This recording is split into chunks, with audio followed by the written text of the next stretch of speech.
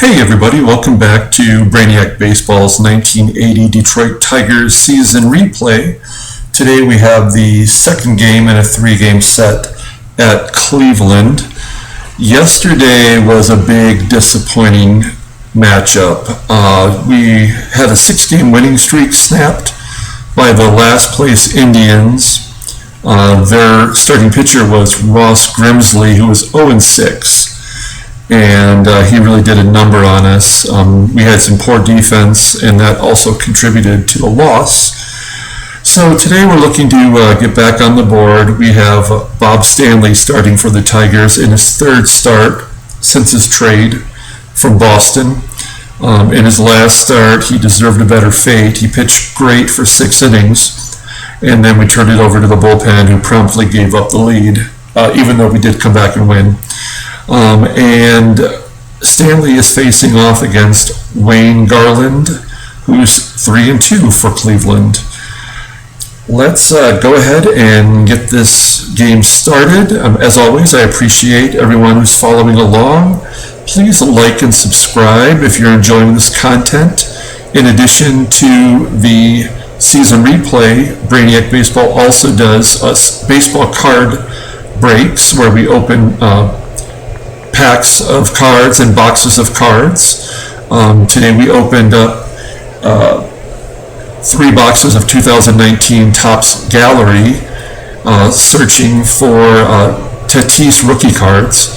And tomorrow we're going to be opening up 2020 Topps Archives, looking for the Luis Robert rookie cards and hopefully some autographs. So please take a look at that content as well. As I mentioned, we have Bob Stanley, who brought his ERA down in the last start. We have all of our bullpen available today. Let's go ahead and take a look at the lineup.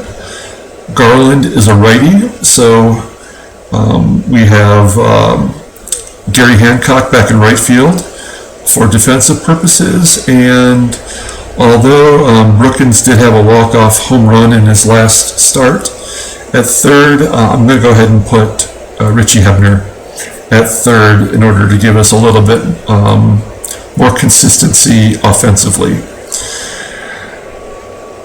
Okay, let's go ahead and get this game started against Wayne Garland.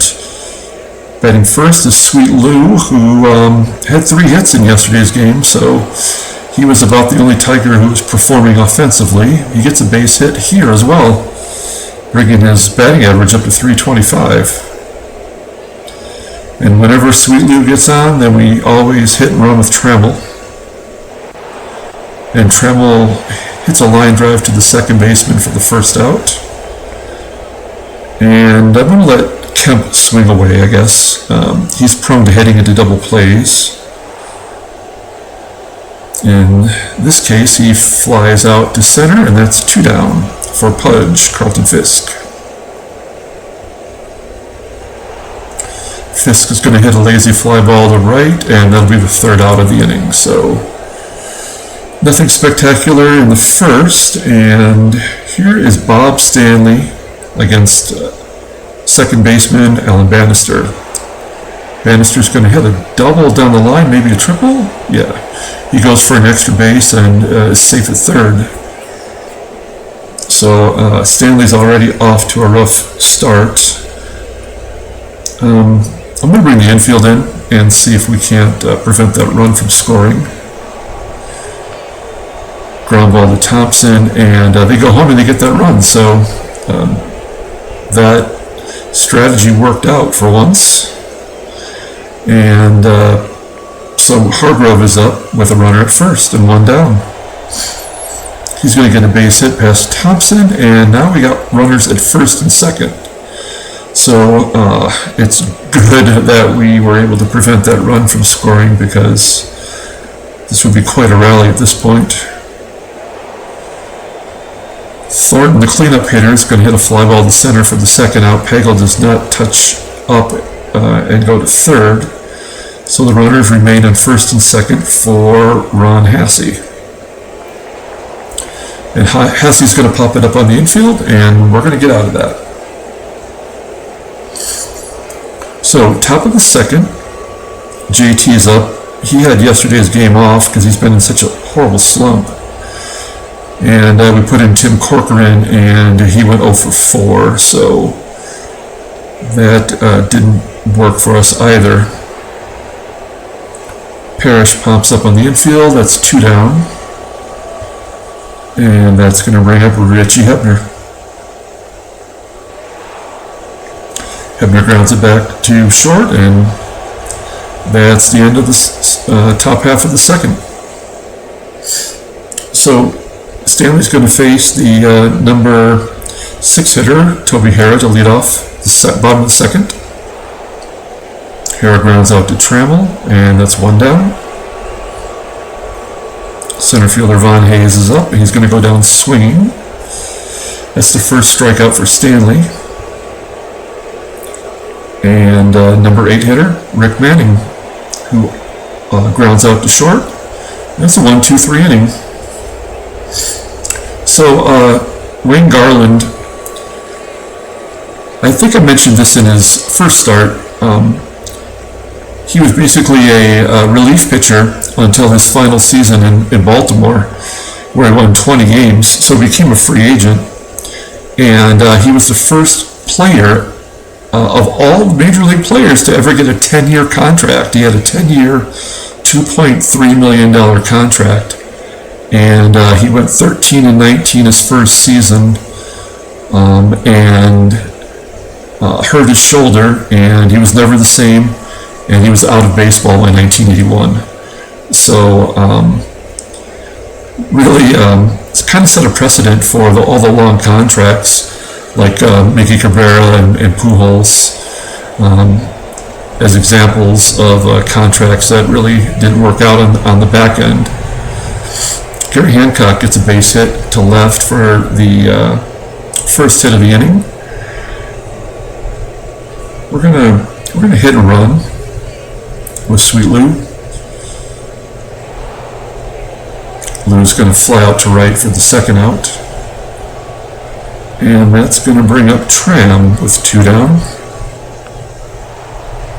Trammell's gonna ground out to first, so no runs as we head into the bottom of the third. And number 9 hitter Tom Verizor is going to lead off. Tom Verizor was formerly a Tigers player. He's one of my favorite shortstops, and he was actually the last shortstop to play for Detroit before Trammell took over. Bannister gets a base hit, and so Pagel is up with a runner on first, 1 down. Pagel's going to ground to first, and the Tigers turn double play, and we get out of that one. So we head to the top of the fourth. This game is moving along. Kemp's leading off, and he's going to hit a double down the right field line, and they're wondering if I want to go for a triple. I'm going to say no, based on speed and arm, and my third base coach is saying 30%, so we just need a run to get on the board. I'm going to let Fisk swing away. He's going to hit it to the right side. That should move Kemp over to third. It does. And let's see if JT can get a sacrifice fly and get us on the board. He's going to hit a ball into the left center gap. And we have a chance. Hargrove doesn't have much of an arm. We're going to risk it at 80%. And Kemp is safe at home, so we're on the board. Up 1-0. 2 down for Big Wheel Lance Parrish. Parrish grounds out to first, and that's the end of the top of the fourth. And Stanley, I think he's given up 1 run in his last 9 innings, so pitching fairly solidly after his first horrendous start. Gets Hargrove to ground out to Whitaker for 1 down. And Thornton's going to hit it to right. Thornton had a big blow in yesterday's game with a home run. It was actually the go-ahead home run and part of a 6-run inning. So So Stanley puts him down 1-2-3, and we head to the top of the fifth with the lead. Richie Hebner is going to ground out to third for the first out. Bringing up Stegman. Stegman's also going to ground to third. Leaving it up to Gary Hancock with 2 down. And that's Hancock's second base hit of the game. So we have Hancock on first. We're back to the top of the lineup with Whitaker. Whitaker is going to smack it to left field for a base hit. Hancock goes to third, so we have a little rally going here with 2 outs. And a chance for Trammell putting another run on the board. Trammell's going to hit it to deep left center, but it'll be caught at the warning track, and we head to the bottom of the fifth. So, although Stanley's only thrown 49 pitches, this is the point where I start to watch him because you can get a little wonky at this point. Yeah, there we go. As Hara hits it to the center field wall for a triple. And it worked once. Maybe it'll work again. Pulling the infield in. Nope. It's going to be a base hit for Hayes, and the Indians are going to tie it up. So, 1-1. Still no outs here in the bottom of the fifth.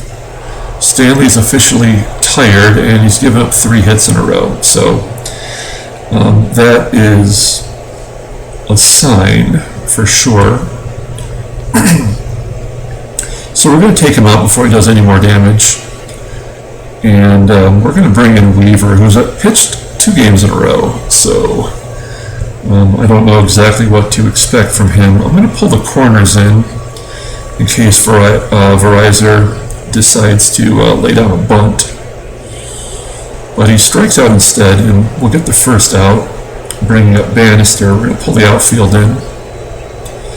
Bannister's 2 for 2 for the Indians. He hits it to Whitaker for the second out, and the runners move up. And I guess we're going to have to pitch to Pagel.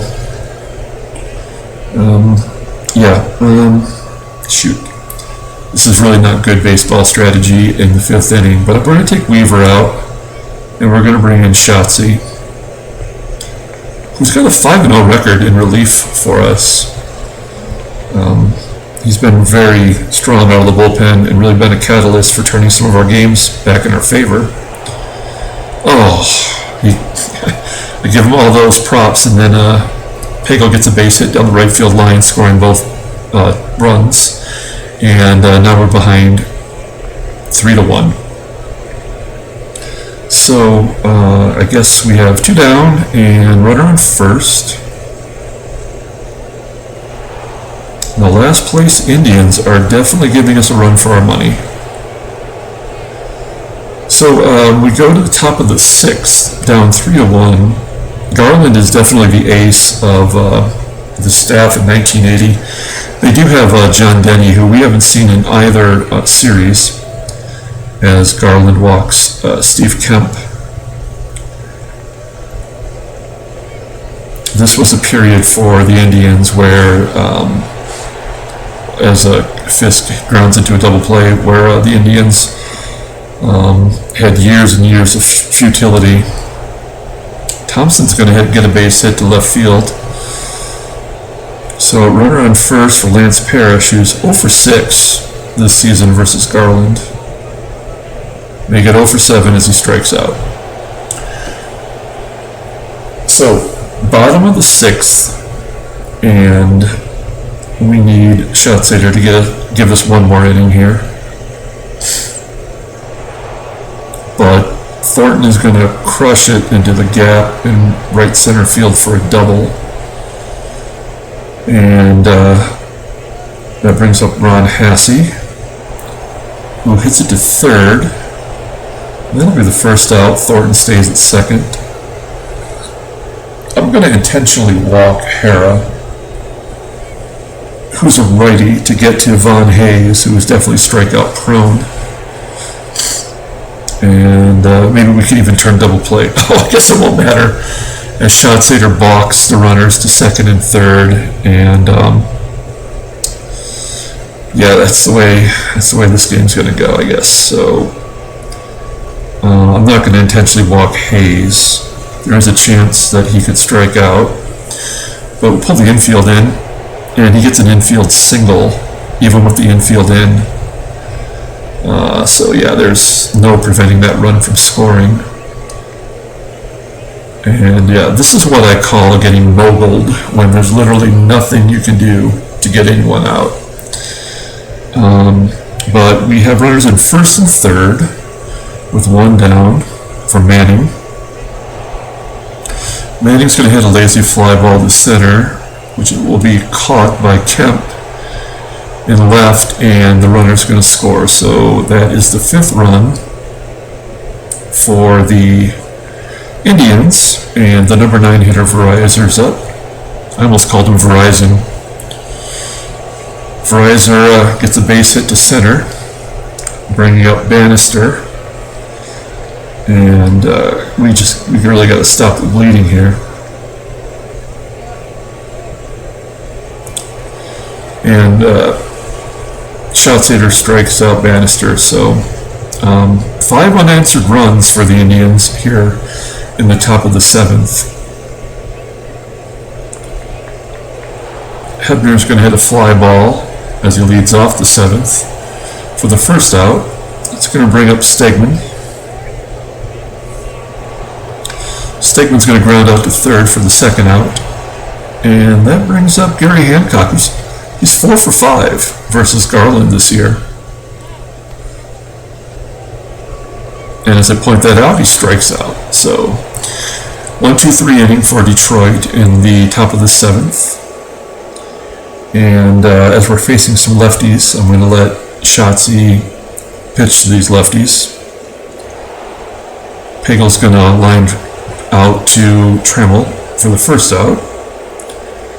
Bringing up the human rain delay, Mike Hargrove. Hargrove is going to ground out to short for 2 down. And this is the point where I guess, yeah, we're already down 4 runs, so we're going to let Schatzy pitch to Thornton, who got a double off him the last time up.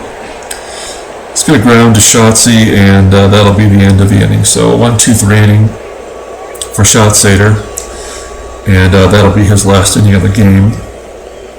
We're back to the top of the lineup. Whitaker is 3 for 5 with 2 walks against Garland this year. And the best hitter in our team, batting average, if you just look at the batting average. That is another hit for Whitaker into the gap. We're not going to risk a double being down 4 runs. I think at this point we may as well just let him swing away, because we need a lot of runs to catch up. Trammell is going to walk, so now we have our number 1 and number 2 hitters on base for Kemp. One swing of the bat can get us back into the game. Garland is now tired, but Kemp's going to ground to second. And there's that double play that I mentioned earlier Kemp is prone to. And that is always a rally killer. Fisk is going to make it interesting with a double into the gap. A triple. That's right, Fisk was a fast catcher, reasonably so. And he drives in the second run for the Tigers. So Garland is at 112 pitches. Thompson is going to get a base hit to right. Fisk will score. And that gives us our 3rd run. So we have a little bit of something going on. As Parrish comes up. Parrish has definitely got some power. Let's see if he can deposit one into the bleachers. No, that's going to be just an infield pop. And that'll be the 3rd out, heading to the bottom of the 8th. So we're going to take out Schatzy, who did a poor job, I guess we could say. We're going to bring in Hiller to get us through the 8th. Hasse leading off, grounding out to Hebner at third for the first out. Toby Harrah goes down swinging for 2 outs, and that brings up Vaughn Hayes, who grounds out to first. So 1-2-3 inning, and that'll bring up our top of the ninth, where we have Hebner, Stegman, and Hancock, our 7, 8, and 9 hitters. The Indians bring in Victor Cruz, their closer. Victor Cruz in the previous year was on the Blue Jays, and he was actually the Blue Jays pitcher of the year. He had a sub-2 ERA. I guess that was 1978 technically, yeah, so with a 1.71 ERA. So this is his second year with the Indians, and Hebner flies out to left, bringing up Stegman, who's going to fly out to left center, and that leaves it up to Gary Hancock. I'm going to pinch hit Champ Summers for Hancock. May as well give something a go. Nope. Grounds out to first, so we lose another tough one to the last place team. Yeah, that should not be happening. So we now fall back to second place, a half game back of Baltimore. Looks like there could be a possible trade offer. No. So take a quick look at transactions. Nothing exciting there. So let's go to the box score. And why don't you go ahead and take a look at that and pause it if you need to. And we will be coming back tomorrow with another Brainiac Baseball 1980 Detroit Tigers season replay. If you're enjoying the content, please like and subscribe. And as I mentioned before, please take a look at our baseball card pack and box breaks for additional content. Until then, everyone have a great night. Thank you.